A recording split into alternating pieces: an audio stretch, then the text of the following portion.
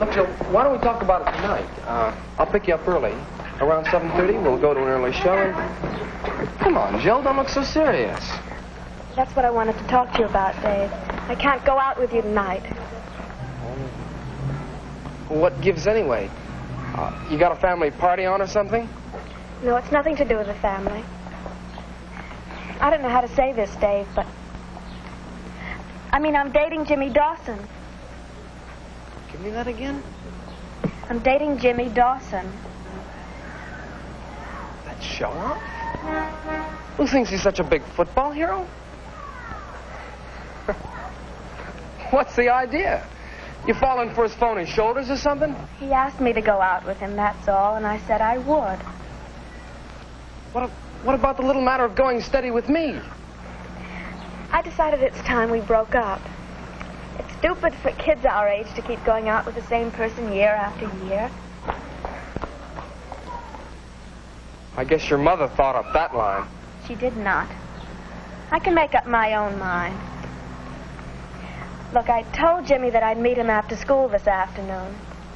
He's waiting for me right down over by the corner, so I better go now. Yeah. I guess a guy has to have a car to impress a girl like you. Along with some phony shoulders. Well, your boyfriend better watch out. Because he might meet a guy with a Cadillac someday. And then where'll he be?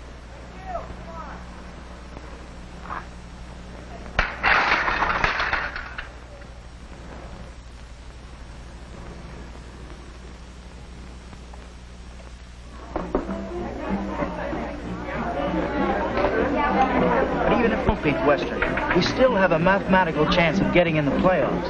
How come? Well, you see, we're one game up on them now. What are you going to do?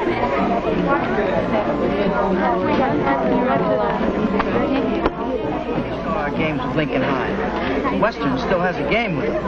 And they haven't beaten Lincoln all year. That's right. That's what I say.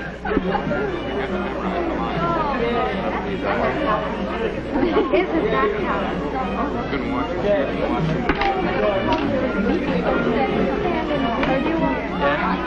Pretty good guy, don't he? Hi, fellas. Oh, Dave, how's it going? Man, lousy English exam, old man. Yeah. Peterson sprung on us today, huh? Yeah, lousy is right. I never even knew there was such a thing as George and poets. How was I supposed to name him? I put down George. I figured there ought to be at least one Georgian poet named George. Boy, Peterson will catch you for that. He's still mad about the time you brought him the bunch of daffodils after we studied that poem about daffodils by Wordsworth. Yeah, Peterson's crazy about me. Hey, is that the new sophomore? Yeah. You never guessed she was only 14? Telling me. Wow. Say, Dave, what happened to your steady? There she is with Jim Dawson. You had a fight? Dawson has a car, and boy, does it ever impress that doll. Yeah, it's those flashy white wall tires that send her. She wants to get into the big time, Davy boy. Captain of the football team and all that. Well, I was getting kind of sick of her anyway. That Dawson, what a show-off. You know, he really thinks he's somebody? Well, as far as I'm concerned, they deserve each other. Hey, Dave, how come you didn't turn out to football practice all week? Because I quit the crummy team, that's why. Coach, he doesn't know what he's doing. And team's going downhill so fast it isn't even funny. I'm going over to see what gives with the new doll. You hear about Dave? Coach left him on the bench during the whole of last Saturday's game. Boy, was Dave mad. He quit the team right the next day. He hasn't anything to be sore about. He thinks the team can't get along without him.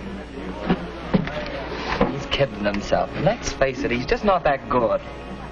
Well, they beat us 3 out of 4, but we're a lot better than we were then.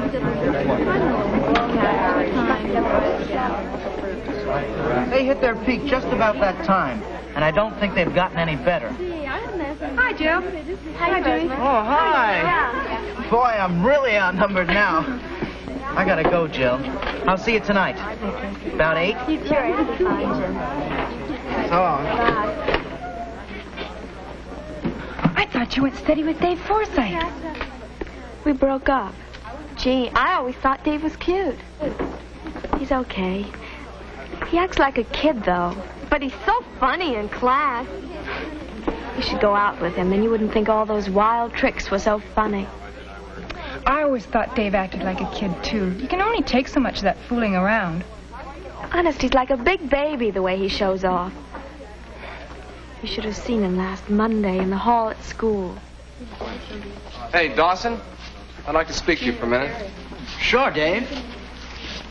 I guess you think you're pretty smart playing up to the coach last Saturday and getting him to leave me out of the game. Oh, now, wait a minute. You got your wires crossed, boy. Who are you trying to kid?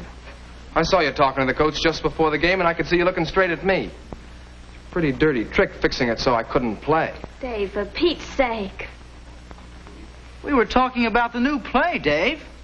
We didn't mention you once. Oh, come off it, Forsythe. You know, it's possible the coach doesn't think you're good enough. I know a dirty deal when I see one. Ah, you're nuts.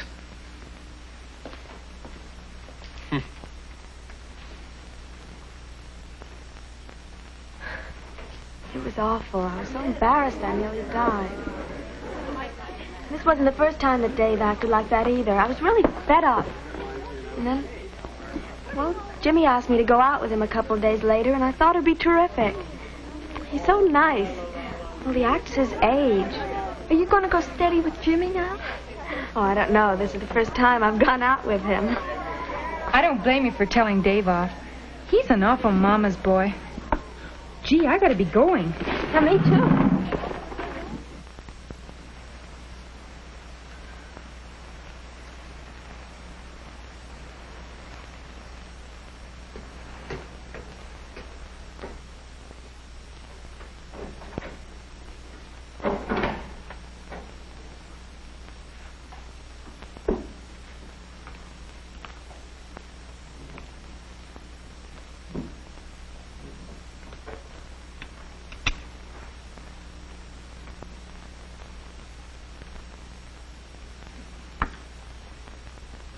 Can't you say excuse me to your mother for being late?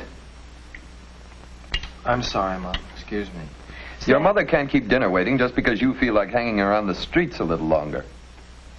I said I was sorry, didn't I? It's just another indication of your constant thoughtlessness and irresponsibility.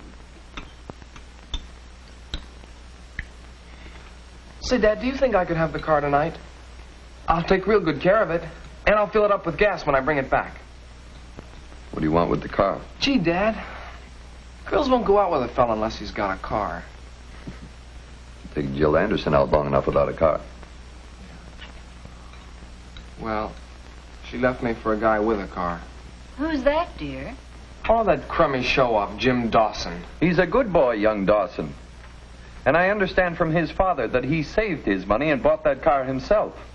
Dad, are you going to let me have the car or not? No, I am not. You're too young to be running around in cars at night with girls.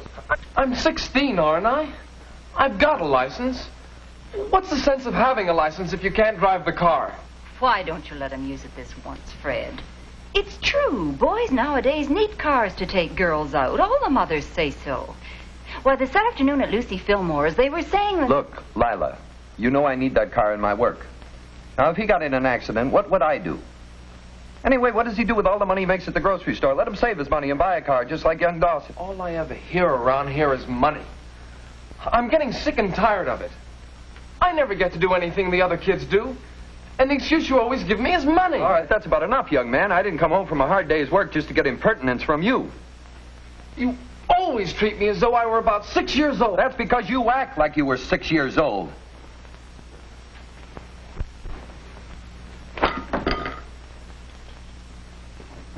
Fred! Lila, something has got to be done about that boy. He's unstable, he's irresponsible, can't save money, he's girl crazy. Why, when they wouldn't let him play in Saturday's game, he quit the squad. Fred, sit down. Stop being so excited. He's young. Things like having a car mean a lot to him. Oh, maybe I've babied him, but... You know, Fred, you haven't always set the best example for him. Being your son, he wants to be like you. He wants to copy you. And you have to admit you blow your top awfully easily sometimes. Like tonight. You bawled him out without even asking him why he was late. And lately, you've nagged him from morning till night. Can't you say something nice to him once in a while? I can't seem to get near the boy. You expect too much of him. I wish you'd arrange something nice for the two of you. Something you could do together. Couldn't you get together for a Saturday? Lila, I don't mean to be hard on the boy. Really. Look, I'll try to think up something that we can do together. And in the meantime, how about you going up and talking to him about being more responsible? Frankly, his attitude worries me.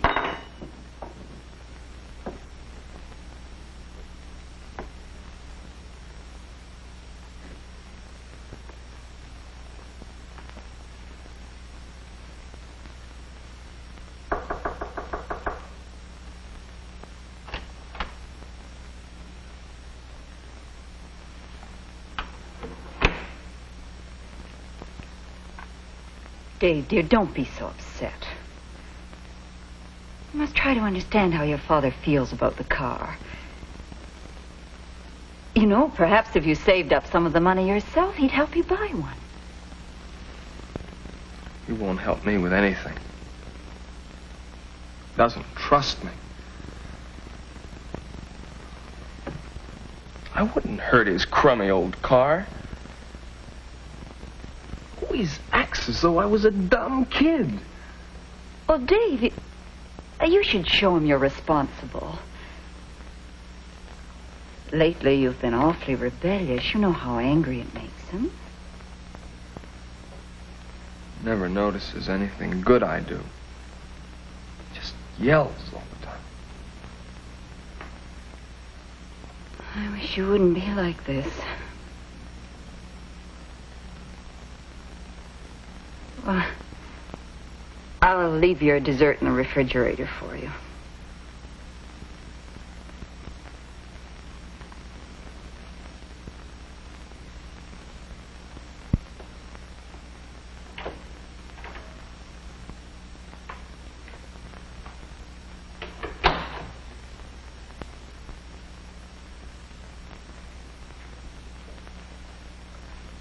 Well, I certainly didn't get very far. He can be terribly stubborn.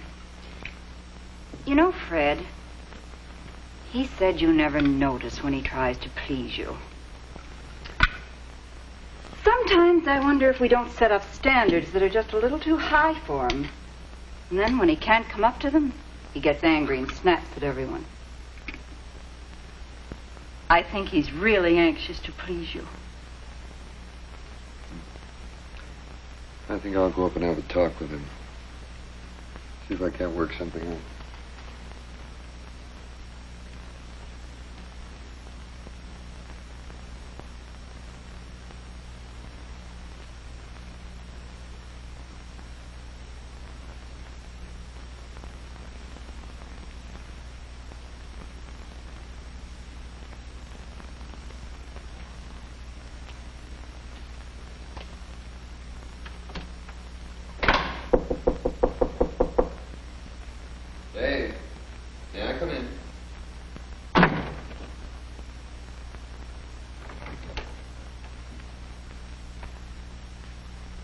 Dave, I'm sorry about our argument, but I wish you'd try to see my point of view about this car business.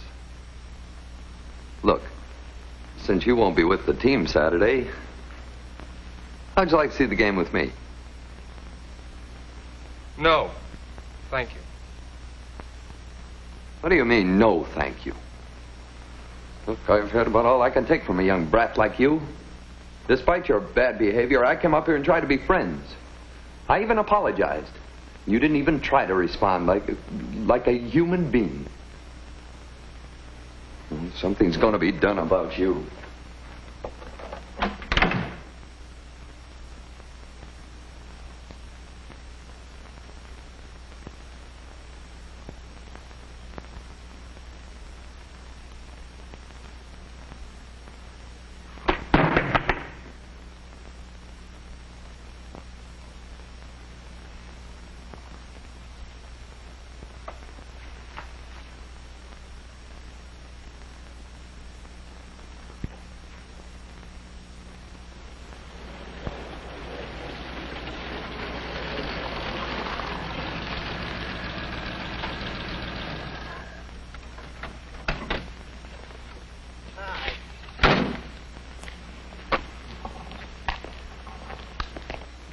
Dad, this is Jimmy. Jimmy, how are you? Nice to see you. Hello, Mr. Anderson. It's quite a car you've got there. Yeah, it's a real bomb, sir. Well, I hope when you drive it as a car and not as a bomb. Oh, Jimmy's a good driver, Dad. Oh, that's fine. That's fine. That's good. Why don't we go ahead and sit over there for a while? Okay.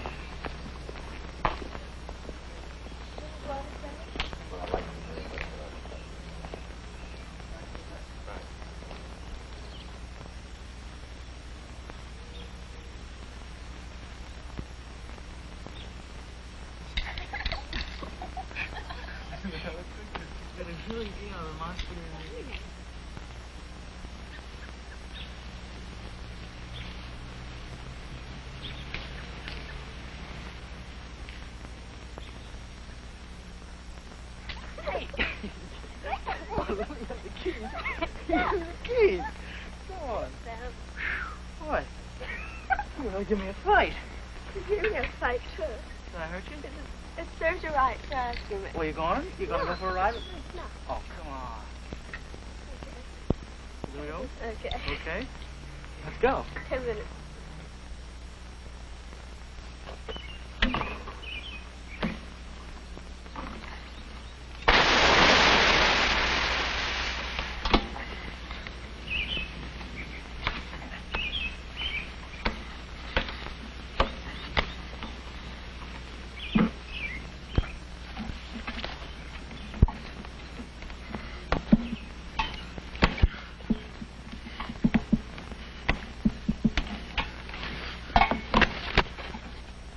Dave.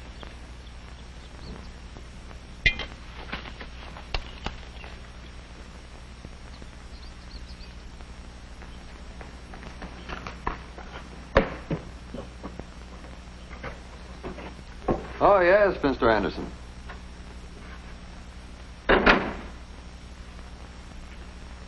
What's that?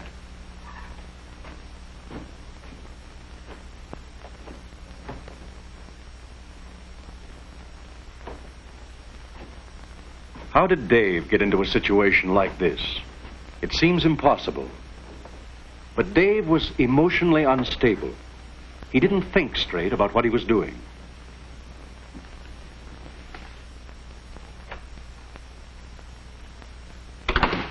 Why can't Dave face facts and accept life as it is? Why does he have such an exaggerated idea of his own importance and ability that he can't see things as they are? Because he can't fit the real world into his unreal idea of how it should be, he is so frustrated that he loses control of himself.